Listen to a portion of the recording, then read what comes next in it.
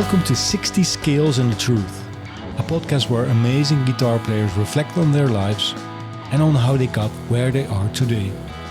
My name is Niels. I'm a journalist, podcast maker and a guitar fanatic. Thanks for tuning in. My very first guest in this podcast series is a man who stars only rising. One of the grooviest players out there, a man who sees himself as the result of bringing together Zapp and Roger, George Clinton, Eddie Van Halen, and a baritone guitar in a room. Welcome to this episode, Mark Lettieri. Thanks, Niels. Did you ever really envision that, those guys in one room? I think so. It's yes, in my brain at least. I think the deeper I got into guitar and music in general, I loosely started envisioning kind of the sound that I was always sort of chasing and wanting to craft. And I think, in fact, I remember having a conversation with a friend of mine in high school. We were maybe 17. And I think I said to him something like, man, one of these days I want to have a band where it's like George Clinton, but with Steve Vai on guitar. And I am neither of those people, but I think influence wise, the idea of heavy groove and that R&B funk vibe and language mixed with, the kind of heavy, fun, freewheeling guitar playing that I like as well, and kind of blending all those worlds together and in my own way. Not to say that I'm doing anything new or groundbreaking or anything, but taking those concepts and putting my own spin on them, I think is what I've always wanted to do. But is it also, because if I listen to your music, I hear also a mix of exploring and an adventure, but also enjoyable to listen. Well, good, you get thanks. what I mean? Like, yeah, but because if you say George Clinton and Steve Vai, like Steve Vai is an explorer, right? Sure, yeah. George Clinton too, but it's also about like dancing, about like. Well, do you understand what I mean? Yeah, I do. Yeah, and I think I've always been a disciple to the groove or something. I don't want to sound like something you put on a bumper sticker, but yeah, I've always been very influenced by great groove, and that doesn't necessarily mean funk. I mean, rock has a specific groove, but just being, or jazz or whatever, but just being aware of what that is and how that feels. And if I'm going to put forth a specific feel, it's got to be right. And all the instruments that are serving that feel and that groove need to be right where they should be in the pocket, doing what they need to do. Mm-hmm. And that's kind of my North Star every time I write a song. It's got to feel right. And then I'm sort of thinking about melody and harmony and arrangement and that kind of thing. But I think the feel is really the first thing that I gravitate towards. And so, is that a reflection of your personality as well? I don't know. Maybe.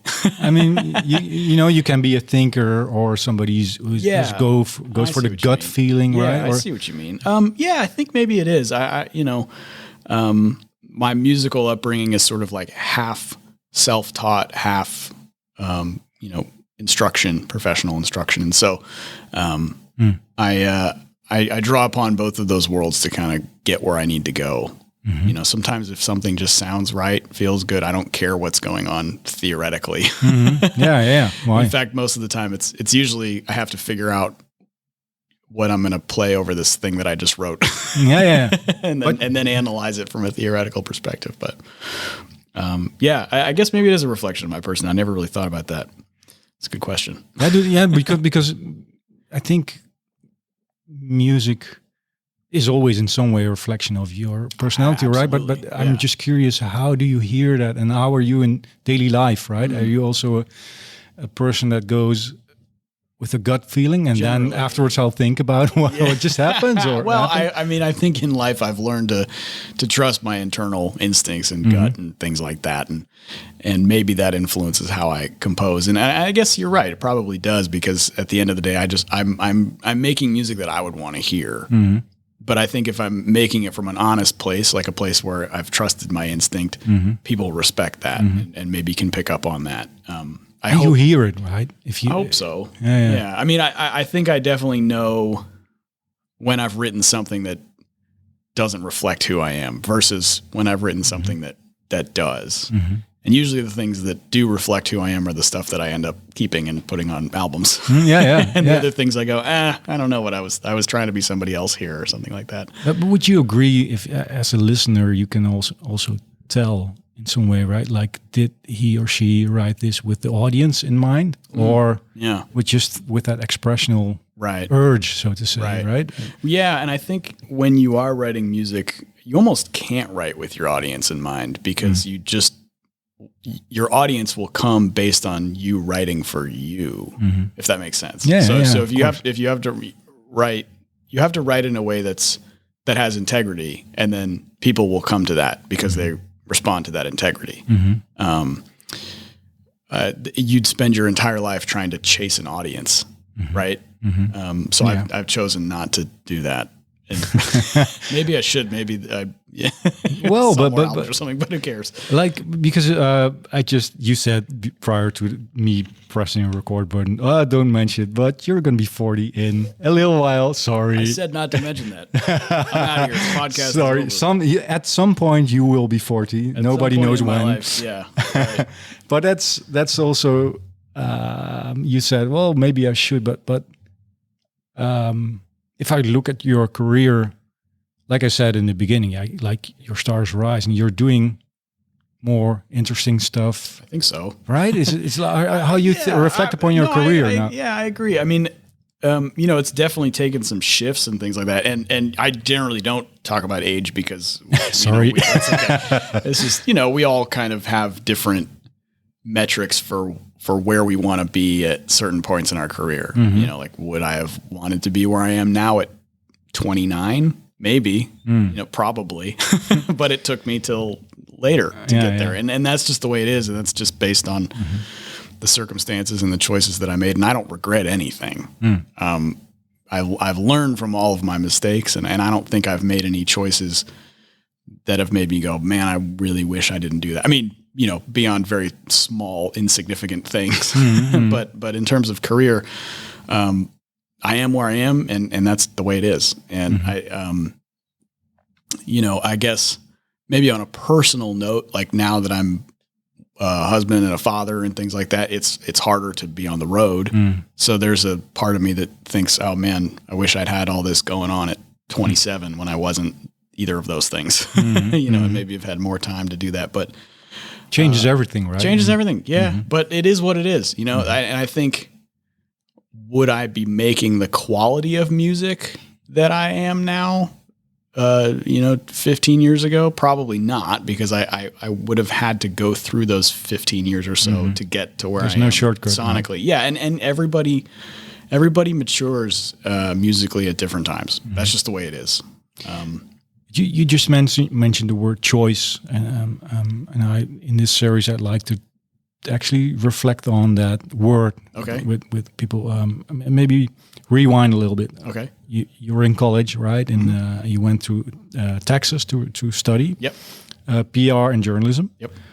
So at that point, you're about to go a completely different direction, right? Yeah. So what led you to? Or was it a choice, or was there any moment that you thought, I'm not going to do the PR marketing thing, I have to go for the other thing? Yeah, I mean, I think it was just a slow build. I liked my studies. I liked my professors. I was inspired by what I was doing. I had a nice internship at a PR firm in San Francisco between my junior and senior year of college. And that was kind of when I decided I didn't want to do it.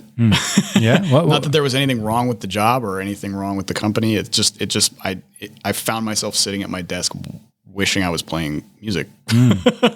And I eventually just had to succumb to that, or be honest with myself that maybe I can be a professional. But what helped you at that moment to make that choice? Or who? Well, I mean, I always had a lot of friends that were playing, and some were starting careers. And then, my parents were very supportive, and which is interesting because at the time they were both coming from a PR background themselves. They were kind of phasing out, sort of starting to get retired, but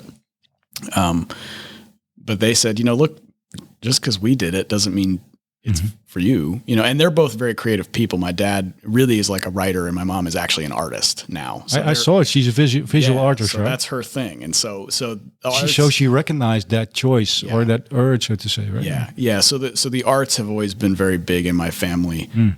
Even if professionally we weren't all doing it together, you know, but I'm very grateful that they supported that and you know, let me kind of spread my wings as a guitar player. And so here we are. Yeah, but thanks, Mom and Dad. Yeah, but I think that's for everybody very important voice, Sure, right? absolutely. You need like could go both ways. Like, no, should you do that or go for it? Right? Yeah, and you know, they were very supportive. And then, like I said, I had friends that were just like, yeah, you can do this. If I can do this, you can do this kind of thing. But it was also important for me to build a network and have friends and colleagues that we're all sort of working towards the same goal of just like being full-time musicians, being employed as guitar players. It is a job. Or whatever. It's a job. Yeah. You know, just making that happen with a career. And so talking with the Dutch guy about choices. It's all part of the job, man. Yeah.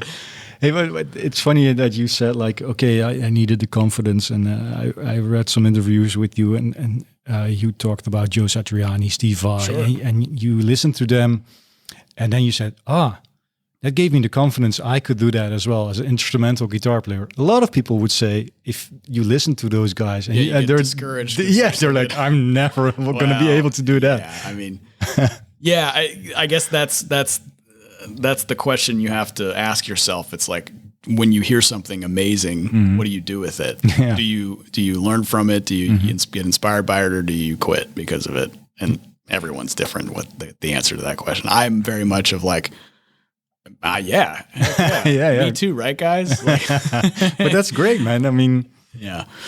Well, and you know, I think hearing those players and so many of other, you know, Jeff Beck and John Scofield and Charlie Hunter and a lot of these other instrumentalists that became huge influences in my life. It was like, there's so many different ways to do this now. You know, I don't need to sing necessarily and I can't. So it's probably, I'm limited in that respect. So I know that, I just need to kind of, guitar is my voice, and I'm going to use that to make the kind of music that I think is cool. And hopefully other people think it's cool because I think it's cool.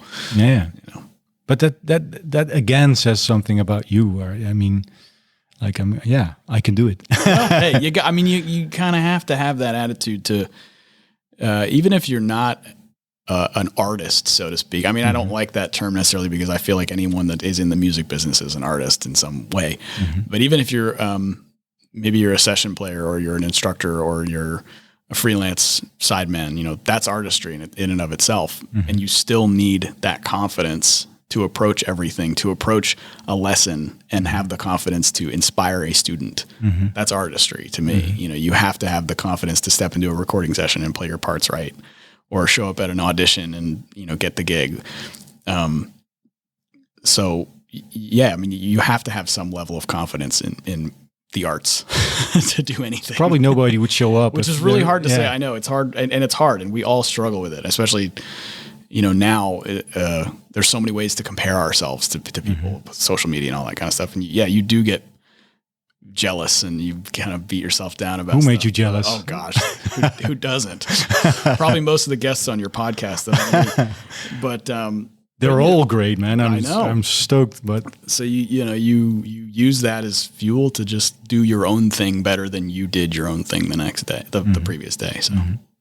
So some of them, because while researching for all the guests that are going to show up, the name Eddie Van Halen comes back. Of course, a lot of times. Yep. The light goes out here. Nobody hears it, but hey, we're sitting too silent. Yeah. And I'm trying to figure out, because he touched so many people, right? And like and it's just not just the notes, but maybe also the whole personality, right? And the whole feeling behind it. Yeah. Do you agree? And what did his playing mean to you? Absolutely. I agree with everything you just said. And you know, I'm not a Van Halen disciple in the sense that I can play every single Eddie Van Halen solo and every single Van Halen riff. I mean, I know a few of them, but for me, it was always just about like, I just love this music. I love the way it makes me feel. I love hearing the sound of the instruments. I love hearing these four people play together. I just loved the songs. I loved the whole package of all of it. It just made sense. Because I saw, like, because you're in other podcasts and interviews, and you're sitting in your room with your camera from your computer, and you can see actually it's a Dutch magazine cover, guitarist, Dutch with magazine Eddie on the cover. with Eddie on the cover, right? It's in your room. Yeah, so that was actually really cool because Eddie was on the cover, and I had an interview in there, so my name was on there with on the cover with Eddie. But I mean, just such a singular sort of iconic, that's word been thrown around a lot, but he was just a very singular voice on the instrument and a pioneer and did it his way or the highway, really. And I mean, really, I think him and Jimi Hendrix are the two sort of pillars of the progression of electric guitar, you know. I think anyone of my generation is pretty much just still building on something that Eddie Van Halen was starting to do in the 70s. Yeah, right. But that's the amazing thing about the guitar, right? As well, that can happen. It's just 10 fingers and a brain and a guitar, right? And it was at a time in society and culture where rock guitar was still sort of the zeitgeist of the world, you know, and that's why he was able to be such a big star too, you know. I don't know if we'll ever see that again, and that's all right. Yeah, right. I mean, stardom. Well, probably people don't talk that much about it right now, right? Looking back on Eddie Van Halen's life, but he had his struggles, obviously, right? Sure, but so Eddie's in your room, and I saw also there's a culling toy of one of probably your kid or something lying around. Who knows what's in there now? So how you spend your days there, right? I mean, you're obviously on tour in Europe. Do you spend a lot of time with your kid when you're back home, or how do your days look like? I do. It's pretty almost like 9 to 5, as you could say. I mean, my kid's in school, so we get up at 6:30 in the morning. And if you're listening, American education system, we're sending our kids to school way too early in the morning. This is ridiculous. A kindergartner should not have to go to school at 7:50 in the morning. Oh man, it's punishment. It's a crime. So anyway, so I'm up early. You know, we get the kid going, get the breakfast going, take her to school. Then usually, I'll go back. My wife might go to work, or maybe she has the day off. I'll go to my studio and just start working. That's at home, right? Yeah. Correct. It's at home. Then that could mean creative stuff, like I'm trying to write something or work on a project of mine, or I'm doing sessions for a client, or I'm making a video, or I'm working on a course, or I'm answering emails, you know, doing logistical things for tours. And I kind of just do that throughout the day. I'll, you know, maybe take a break and go for a bike ride or some kind of workout or whatever, make lunch. I don't know. And then, sometime in the afternoon when the kid's getting out of school, I shut down for a minute and I'm dad for a while. It's dinner time, hangout time, playtime, you know, then she goes to bed, hopefully at the time she's supposed to go to bed. When did that happen? Never. Yeah, right. Exactly. And then just kind of depending on what I need to do, sometimes I'll go back to work and work until maybe 10 or 11, or I'll just not do anything and just hang around. So it just differs week to week, just on kind of what I have on the plate. But I like to work during the day. I'm not one of those musicians that's like starting at 11 a.m. and works till, or I'm sorry, it starts at 11 p.m. and works till 6 a.m. and then sleeps all day. Like that never worked for me. So, and because you say it's almost just like a job and office hours, how you give room for inspiration on a day like that? Because in a way, you know. Yeah, sure. I mean, the inspiration comes all the time at any point. If I want to be inspired, you know, I can look and find a way to be inspired by something, even if I'm not doing anything musical. And then usually kind of just the way that my brain works, if I know I have an idea lying around, if I poke and prod at it, I'm going to work on it, you know, for a while. but I usually always take an idea and work up until the point where I feel satisfied with it. At that point, it might not be finished, but I feel satisfied with it enough that I can set it aside and know that when I can come back to it when I'm a little fresh, and then work a little bit more, you know, and then work a little bit more, and then it's finally done. You know, it seems like you're quite disciplined in that way or maybe so. Or I not. could be more disciplined. I think I could probably, I mean, I'd like to kind of get to a point where I'm like maybe scheduling the writing time or scheduling the recording time, but I'm not there yet. And it's maybe a stupid word too. Steve Vai once said, well, discipline, he says, if something's pulling me, then it's not discipline. He says, then I just have to do it. Anyway, I would agree with that. Yeah, I would agree with that. Yeah. And sometimes you think, today I'm going to do this, but then you all of a sudden play something and you're just like, oh shoot, I have to do whatever this is telling me to do now. So, it's also strange that a guitar can feel different every time, right? Because you have days, I play a little bit, can't have a name, but sometimes I feel like, feels good. And sometimes like, why is some days I don't want to play guitar, you know, and that's fine. Like it's okay. You know, I have friends that like bring guitars on vacation and I'm like, what are you doing? Well, campfire. No. Or they're shredding right next to the campfire. No, it's like these guys bring their I've done it before. I would admit I've done it before, but yeah, sometimes just getting away from it is great. Sorry, man. Now I have the image of you shredding at a campfire side. Oh, no. Well, I don't like traveling with acoustic guitars anyway. They're too bulky, but you know what? If you don't travel with a guitar, gives you an excuse to check out the local guitar shop, and then maybe come home with something. Yeah, you know? I saw the wall. The wall's too small, right, for all the guitars. I should have got a bigger room. Oh well. So who's your first audience usually? Because you said, okay, I work at home. Is it your wife and your kid? Yeah, they hear everything for the most part. My kid told me that she really liked one of my songs, but thought it was too long. And I was like, I want to be like, you're 6. You have the attention span of a 6-year-old. But then I was like, you know what? Nowadays, most 36-year-olds have the attention span of a 6-year-old. Nobody has an attention span whatsoever anymore, right? So, you know, I thought that was pretty funny. But yeah, they hear everything. And then occasionally I'll share some demos with friends or something. Or maybe, you know, some of the guys in my band, like, hey, check this out. But and then, you know, I guess I post stuff on Instagram sometimes, maybe things that I'm working on just to keep people interested and stuff like that. But, yeah, I mean, if I'm making an album, then really nobody hears the whole thing till it's out, of course, you know, aside from my inner circle. Yeah. But hey, I have a feeling because we went back to you being in college and you sitting in a PR firm, reflecting like, what I find also interesting about you as a musician and you as a player is that like,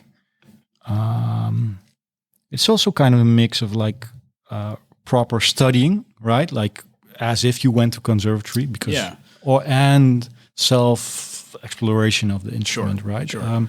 What did that path give you, like to have it in a way? Yeah, both ways, right? Well, I had some great private teachers growing up, you know. So they were very instrumental in teaching me the proper way to do things, or at least getting me on a path with enough technical knowledge to then discover on my own. I think that's what I would definitely be grateful, or that's what I'm grateful to them for that, because it was never taught in a way that felt strict.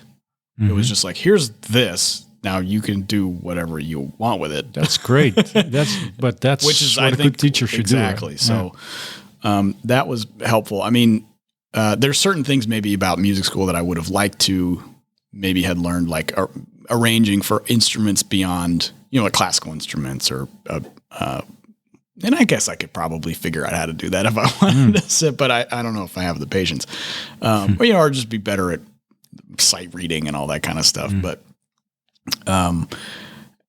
you know, I also I'm thankful for the type of music education that I had, because that's how I got here. I think, you know, I'm a product of what I what I studied. So I guess it worked in some regard. I tried because some of the guests have their own courses out there. Totally. So Totally. I'm trying to emerge in all those courses, including yours. Yeah. That's the one that's on Jamplay. And it's what do you learn yourself, by the way, by teaching? Well, it's hard because a lot of times, and I know everyone struggles with this when they get asked how they do something. Eventually they're just like, I don't know, man, I just do it. Yeah. But that's not an appropriate answer. Yeah. Maybe it is, but it did kind of force me to sort of break down what it is I do and try to explain it in a simple way, in a digestible way, and not just and then you just do it. yeah. I mean, I have to think of Yngwie Malmsteen. Like back in the day, had this video. It's like first the lick very slowly, sure, and then like what? Right? Yeah, you can't really get away with that now because and it's probably good because now when you make a course, there you have to have the transcriptions, you have to have the backing tracks, you have to have the ability to slow down the backing or whatever it is. And so all the different courses that I do all have kind of a different focus, but they're all still kind of related to my sound and my approach and stuff like that. So I try to make them for musicians who are just maybe trying to find something new or refine something that they already know. And there's some skills in there that I think working professionals could still use too. So it's been great. It's been a nice thing, and kind of takes the place of doing one-on-one lessons because I don't do that anymore. You did that in the past? I've done it in the past. Yeah, I've done a lot of Zoom and Skype lessons and taught kind of in person for a little bit, but I think the courses actually are a little bit more my speed of explaining things, I think. Being a guitar teacher is and I wouldn't credit myself as that, but like great guitar teachers, they have a real gift for education. I don't know if I had to have that. Yeah, that's interesting. You mentioned because you can be a great guitar player and a lousy teacher, right? Sure. Yeah. You can. But yeah, teaching is hard, and I think a lot of you have to be consistent with your students. You have to have something for them every week. You have to have, you have to have goals for them, even if they don't have goals for themselves sometimes. So shout out to the real teachers out there. Yeah. And it can give you a lot of energy if it goes well with the student, but it can be demotivating as well, right? Like, oh man, are we wasting our time? Right. Sure. Yeah. Sure. So. But sorry, I'm. That's people don't see this, but it's mainly audio on the podcast. Okay. I like to. You just mentioned like classical instrument. You're going to play with the orchestra this year. Yeah. As well, right? How does it make you feel? Like is that can be quite impressive, I suppose, right?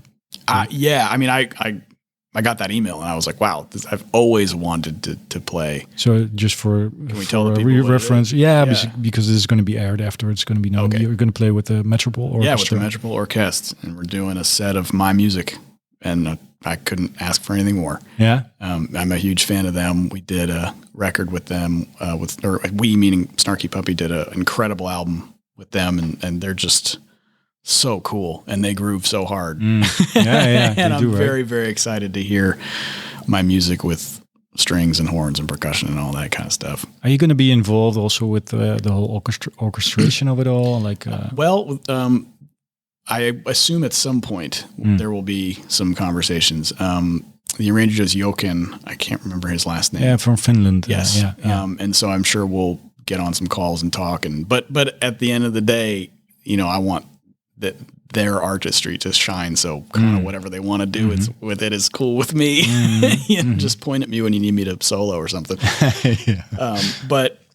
So I sent in a list of about 10 or 11 songs that I thought could work. And then I have like maybe one or two unreleased kind of demos that I thought that have more possibilities for instrumentation than maybe my quartet would handle. So let's see if maybe we can throw one of those out there, but we got some time. It's in June.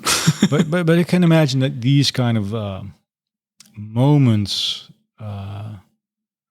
keep you going, right? Like something new Absolutely. happening the whole time, Yes, right? yes. And it's kind of crazy how things like that work out, because sometimes you think, what am I going to do this year? And then something like this comes around. And Yeah, right. So I'm very grateful for that, and very excited about it. It's going to be really fun. So you also mentioned in an interview once that you kind of write quite slowly, right? I mean, it takes time. Sometimes, yeah. Or like, but are you constantly writing then? Because we just talked about a little Yes bit. and no. I mean, some songs have happened very quickly or something, and other songs have taken years. And that's just the way. Oops, the lights are funny. Just waving around. There we go. Yeah, you just have to let each song take its own pace. And, I try to be conscious of like, is this an idea I've done a million times? Do I need to do it again in this kind of context or something? But, and so that could be hard to think that you're reinventing your own wheel every time you want to make some music. But, I'm learning to hear that there are little patterns and idiosyncrasies in my writing and little trademarks, so to speak, that are just going to be there no matter what. So I'm okay with that at this point. But, I also think that I bet if I forced myself to write more, I would. And I kind of had a bit of a catharsis over the last couple of years, because I was sort of looking at my social media output and thinking like, wow, like you've spent a lot of time on videos for gear demos or just ideas or something, or little fun things that you spend an afternoon on, which have been great.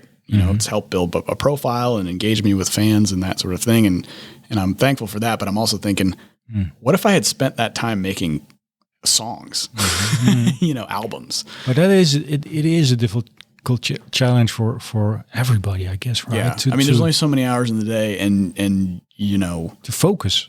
Focus. And we live in an era now where artists are also content creators, which I kind of makes me nuts sometimes, but goes both ways, right? Because there's so many great stuff out there, and you're like constantly like, wow, that's great. Yeah. But it keeps you out of the moment for just yourself and your guitar as well. Yeah. Right? And so now, if you got real eagle ears and you've followed some of my social media accounts, you might hear some ideas from those little snippets in songs, because I was like, this was good.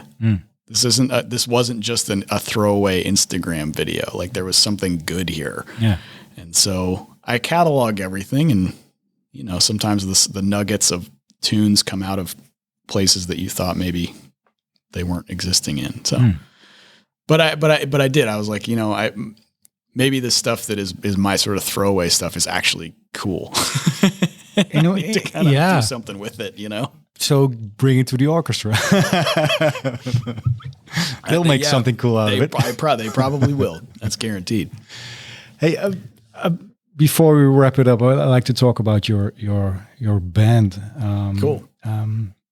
How's your relationship with them? Well, which band? Yeah, well, the guys that are the guys you're here with.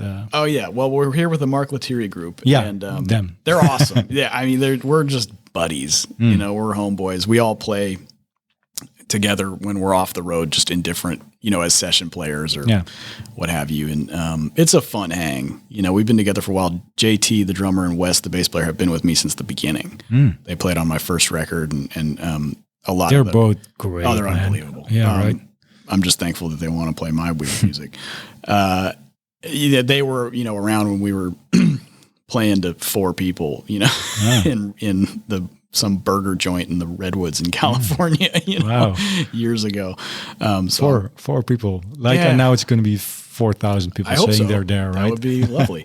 They are a very integral part of what it is that I do. And I write with them in mind, hopefully they're available for the sessions and the gigs, and then Daniel Porter, the keyboard player, is a fantastic young keyboard player who I met kind of through the scene in Dallas. And he's added a nice element, because I've always had keyboards on my records, but just played the songs as trio just for logistical reasons, really. And I like the trio element. I feel like the songs can hold up as trio, but having the keyboard there, of course, adds an extra thing. Plus, there's an extra soloist now. Everyone solos, but sometimes somebody's got to play the bass for most of the song. So Wes isn't soloing on every tune, but but his groove by itself is awesome. Just feels like a solo. Exactly. In a way, right? You know. So it's nice to maybe not take all the guitar solos. Even if the album has a guitar solo, maybe the live version has a keyboard solo or something like that. So it's a fun group, and but it's interesting that you say, if I write music, I have them in mind. I mean, there's a lot of my circle of musicians. Anyone, if you look on the liner notes of any of my records, I'm writing with all those people in mind, because really at the end of the day, they're my biggest influences. I don't know if they know that, but I'm very much influenced by the people I play with, maybe even more so than my heroes, so to speak. So that's interesting, because you have some musicians who work completely the other way around, like somebody like Frank Zappa, for instance. He did what he did, and like whoever could play it, and some people could. And some people could, right? But it kind of seems like the other way around, and you're like very close to those people. Yeah, I mean, I think that in your music. I do. And there's certain things, there's certain sounds that I look for, and certain feel and things like that. And I think for me it's important to. Now, of course, there's probably stuff that I've written that I've given to them and maybe forced them into a corner to play it. But maybe, well, I don't know. Maybe they would tell me. But but in that regard, that kind of challenge is fun, to try to pull something out of somebody that maybe they didn't think they had, you know? And so, I'm comfortable writing, knowing I have a great stable of people that are interested in playing it. Yeah, but thankfully. I can imagine that's also some sort of a compliment, so to say, right? To not you as a musician, but you as a person, to invest and be there with you along the way. Yeah. Right? Well, I know they're not in it for the money. At least not right now. Yeah. So soon. It's getting there. But I guess that's the life we chose as instrumentalists, isn't it? But all this to say, it's been a really cool journey having all of them be a part of what we do, and I'm kind of like, well, when are you going to do a solo album? You know, when I want to play on your record. So that's what will happen next. Is it like, because now you as a solo artist, you're gaining familiarity? Oh man, my English sometimes is like it's better than my Dutch. Yeah, is it? So with Snarky Puppies, like sometimes a puzzle, like, okay, when are we going to do what? Because now you as a solo artist are, you're much more familiar than 10 years ago, so to say, right? Well, I mean, I'm still definitely involved in the band, but that's Michael's band. Yeah. And he ultimately is going to decide what we do every year and that kind of albums that we make. And I make it a priority to be a part of as much as I can. But I think there's a pretty open understanding between all the members that people have other things. And I think that was actually Michael's. He always kind of wanted that. I think he wanted freedom, and if the band enabled people to have a platform to do other stuff, he's always supported that. The result is now we have a big band because we need people to cover the slots or whatever. But it's kind of almost.